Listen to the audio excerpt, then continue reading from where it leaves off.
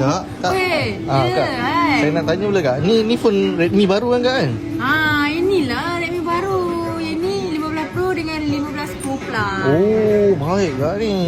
Okey, kelebihan phone baru ni, yang ni 15 Pro, dia punya bateri 6580 mAh, 44 watt fast charging. Kalau awak nak main game biasa-biasa pun boleh, garing-garingan. Lepas tu yang ni 15 Pro Plus, dia punya bateri 6500.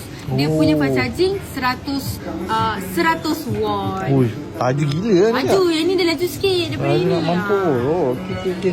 Chipset ni 15 Pro Dimensity 7400. Kalau untuk buat harian pun okey, nak buat kerja. Kalau ini chipset dia Snapdragon 7S Gen 4. Nak buat game, main game, nak buat kerja, nak main game, dia lagi laju. Oh, padu agak. Oh. Padu. So maksudnya yang ni 8GB, yang ni 12GB. Betul. Okey. Harga boleh kurang Ya, harga boleh kurang je. Dia punya bateri pun kurang je. Oh, okey. Ngam macam tu Kak. Dua-dua pun semua juga. Kalau nak main game buat kerja pun okey dua-dua, tak masalah. Yang ni kamera dia 200 megapiksel untuk kamera belakang. Kalau kamera depan 32 megapiksel. Yang ni kamera dia lagi tajam. Kamera belakang 32 megapiksel. Lepas tu skrin dia sama je, 6.83 inci. Dua-dua 120Hz, skrin AMOLED.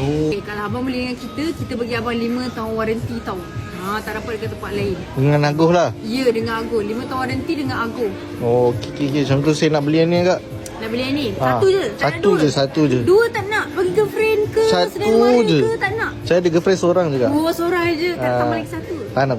Oh, tak nak? Confirm Tak nak. No. Okey, boleh lah. Saya bungkus terus lah?